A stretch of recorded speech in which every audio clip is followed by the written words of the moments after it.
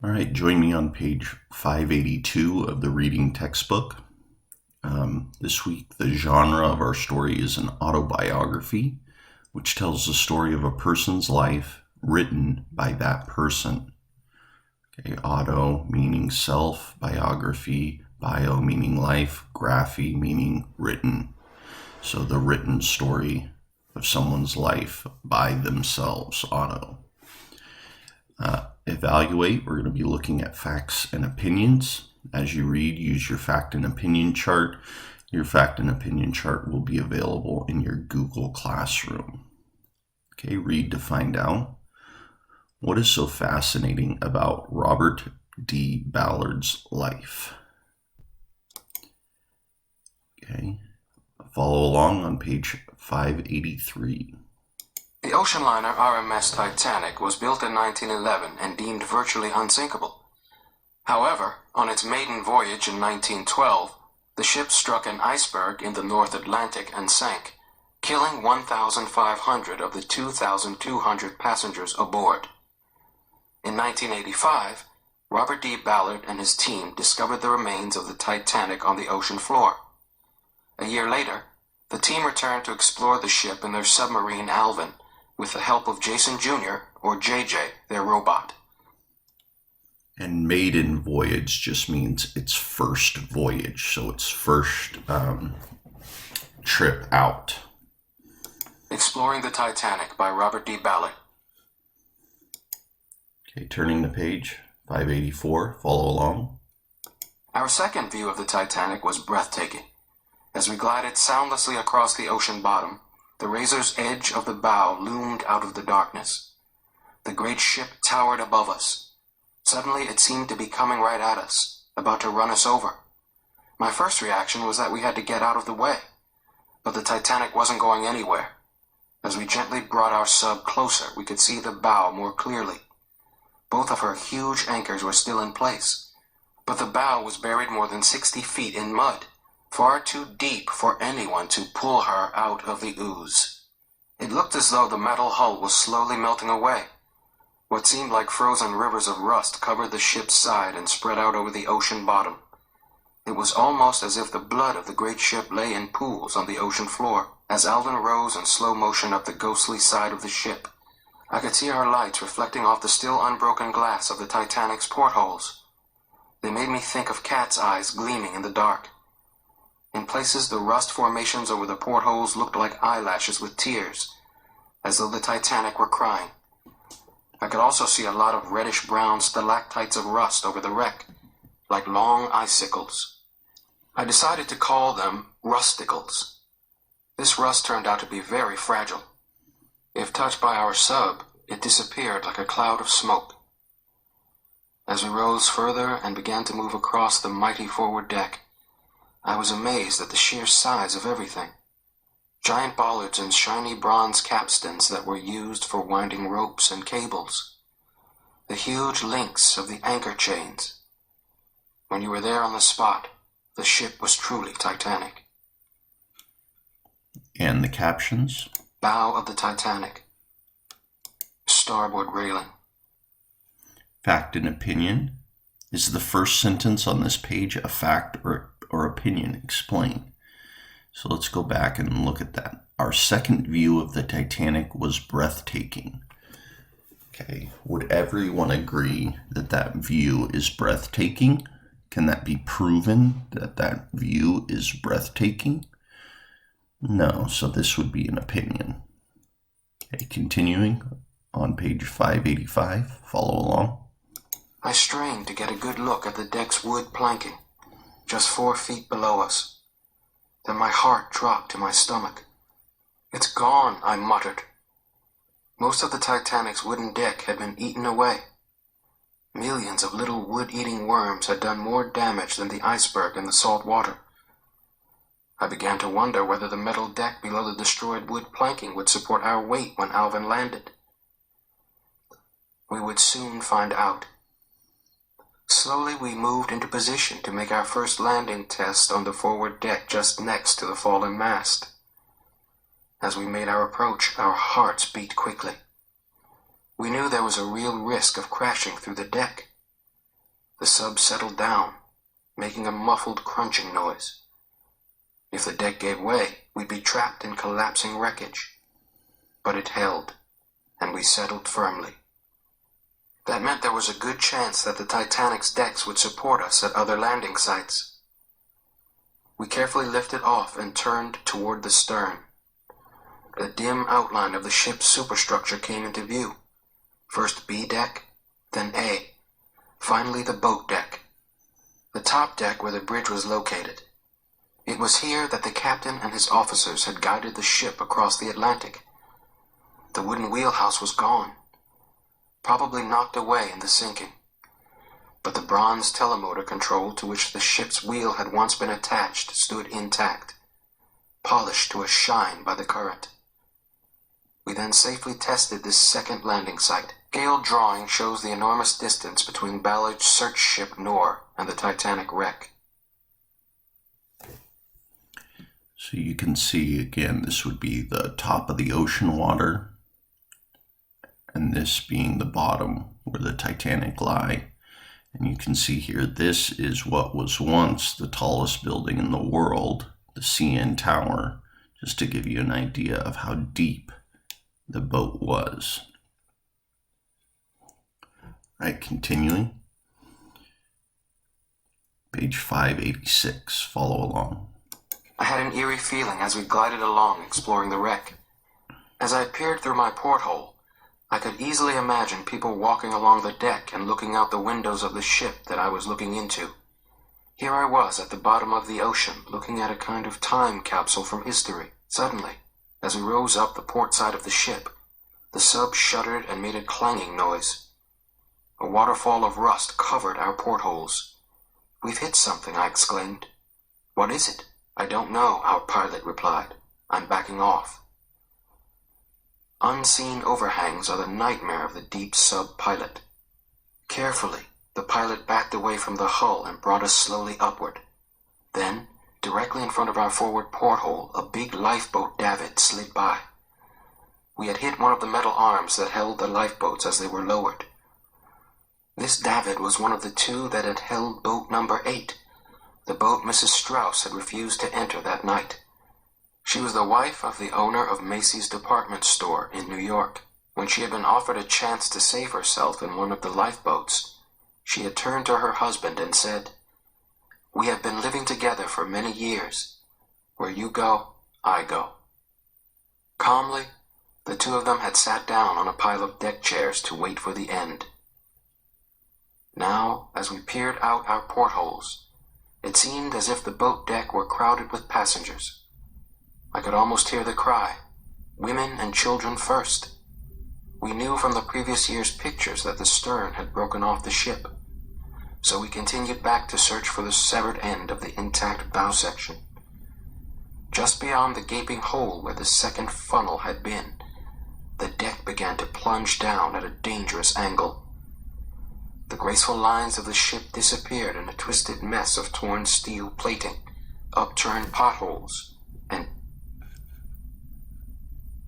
the submarine Alvin. So that's what the submarine looked like. Steering motor on the bridge of the Titanic. Okay, continuing, 587, follow along. Jumbled wreckage.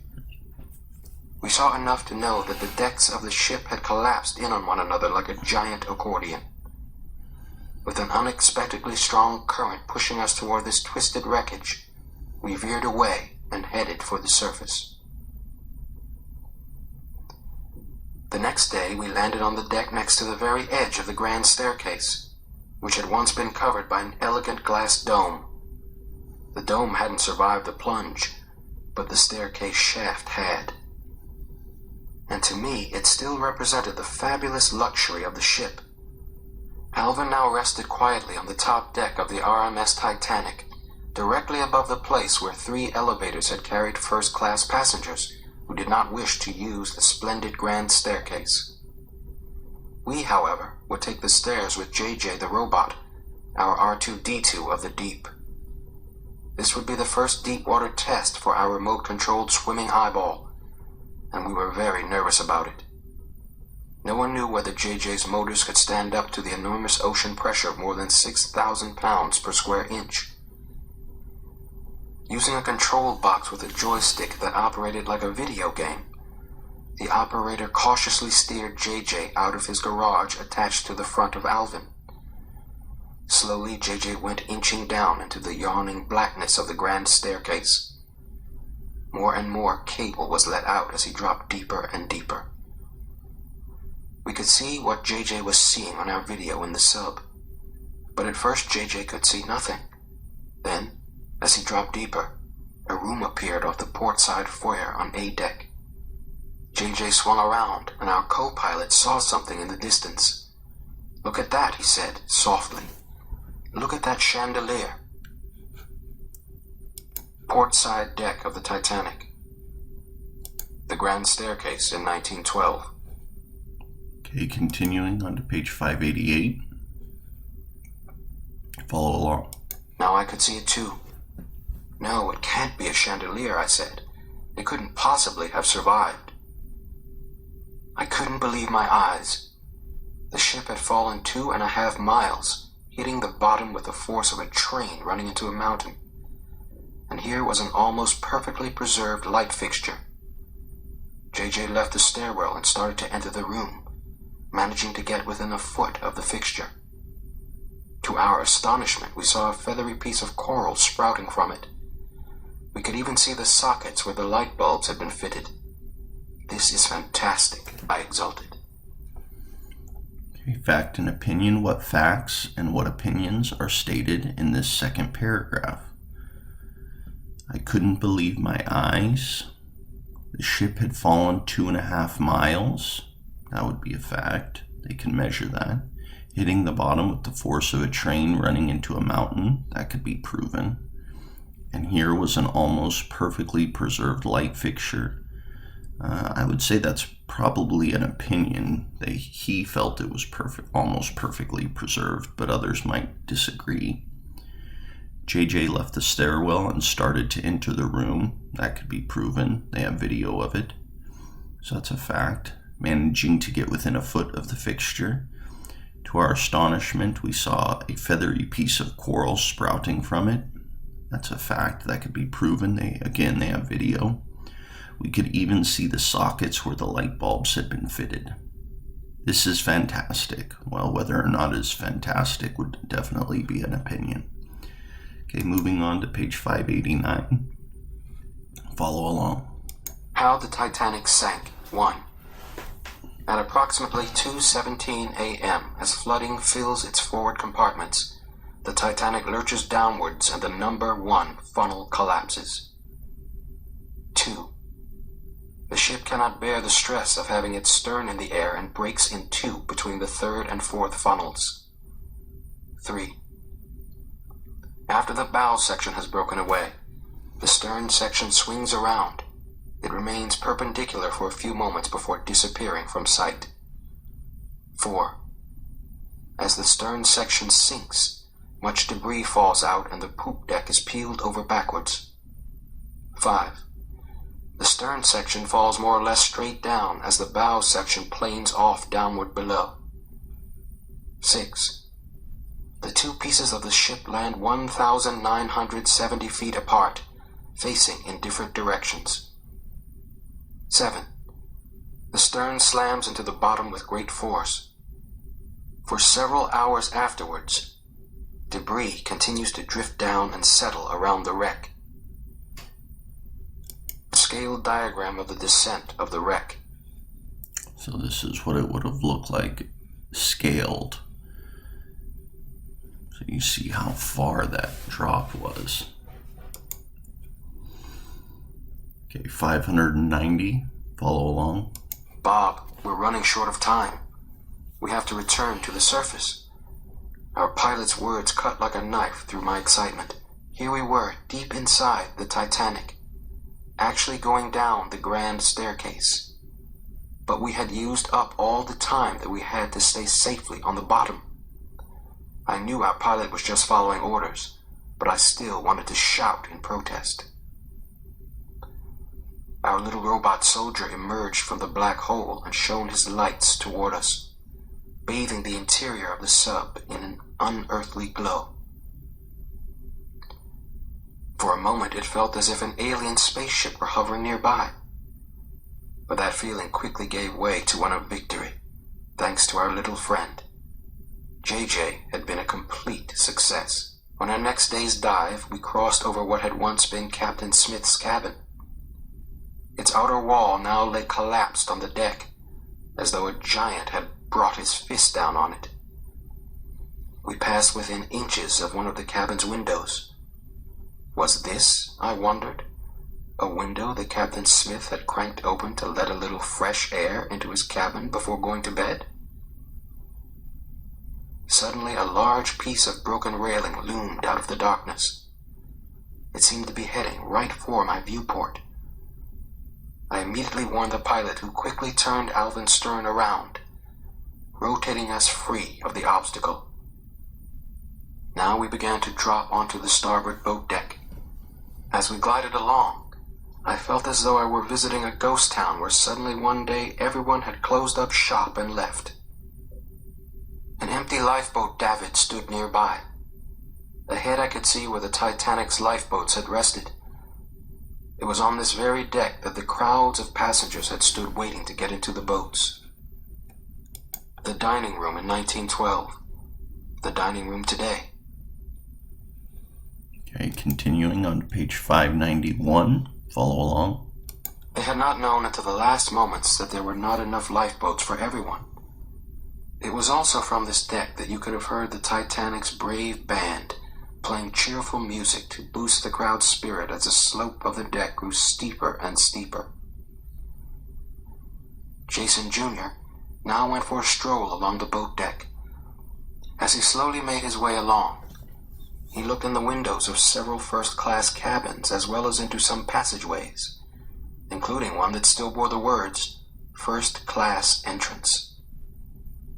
As JJ passed by the gymnasium windows, I could see bits and pieces of equipment amid the rubble, including some metal grillwork that had been part of the electric camel, an old-fashioned exercise machine. We could also see various wheel shapes and a control lever. Much of the gym's ceiling was covered with rust. This was where the gym instructor, dressed in white flannel trousers, had urged passengers to try the gym machines. And, on the last night, passengers had gathered here for warmth as the lifeboats were being lowered. I could see JJ far off down the deck, turning this way and that to get a better view inside doorways and various windows. It was almost as though our little robot had a mind of his own. But now we had to bring him home. We had been on the Titanic for hours. Once again, it was time to head back to the surface. The morning of July 18th was lovely and warm, but I felt edgy about the day's mission. We had decided to visit the Titanic's debris field. Along the 1,970 feet that separated the broken-off bow and stern pieces of the wreck, there was a large scattering of all kinds of objects from the ship. Everything from lumps of coal to wrought iron deck benches had fallen to the bottom as she broke in two and sank. But I was anxious about what we might find down there among the rubble. I had often been asked about the possibility of finding human bodies. It was a chilling thought. We had not seen any signs of human remains so far. But I knew that if we were to find any, it would most likely be during this dive. JJ examines a Ballard on the forecastle deck. Okay, continuing on page 592. Follow along. As the first fragments of wreckage began to appear on the bottom, I felt like we were entering a bombed-out museum. Thousands upon thousands of objects littered the rolling fields of ocean bottom, many of them perfectly preserved. The guts of the Titanic lay spilled out across the ocean floor. Cups and saucers, silver serving trays, pots and pans, wine bottles, boots, chamber pots, space heaters, bathtubs, suitcases, and more. Then, without warning, I found myself looking into the ghostly eyes of a small, white, smiling face. For a split second, I thought it was a skull, and it really scared me. Then I realized I was looking at a doll's head, its hair and clothes gone. My shock turned to sadness as I began to wonder who had owned this toy. Had the girl survived in one of the lifeboats? Or had she clutched the doll tightly as she sank in the icy waters? We moved on through this amazing scenery. There were so many things scattered about that it became difficult to keep track of them. We came across one of the ship's boilers, and there on top of it sat an upright rusty metal cup like the ones the crew had used. It looked as though it had been placed there by a stoker moments before water had burst into the boiler room. It was astonishing to think that, in fact, this cup had just fluttered down that night to land right on top of a boiler. Then, in the light of Alvin's headlights, we spotted a safe ahead of us. I had heard about the story of fabulous treasure, including a leather-bound book covered with jewels being locked in the ship's safes when she sank. Here was the chance of a lifetime, and I wanted to get a good look at it. The safe sat there with its door face up. The handle looked as though it was made of gold, although I knew it had to be brass. Next to it, I could see a small circular gold dial, and above both a nice shiny gold crest. One of the ship's safes. Okay, continuing on 593. Follow along. When I tried to open it, I watched as Alvin's sample-gathering arm locked its metal fingers onto the handle. Its metal wrist began to rotate clockwise. To my surprise, the handle turned easily. Then it stopped. The door just wouldn't budge. It was rusted shut. I felt as if I'd been caught with my hand in the cookie jar. Oh well, I thought. It was probably empty anyway. In fact, when we later looked at the video footage we had taken, we could see that the bottom of the safe had rusted out. Any treasure should have been spread around nearby, but there was none to be seen. Fortunately, my promise to myself not to bring back anything from the Titanic was not put to the test. 2 days passed before I went down to the Titanic again. After the rest, I was raring to go at it once more. This time we were going to explore the torn-off stern section that lay 1,970 feet away from the bow.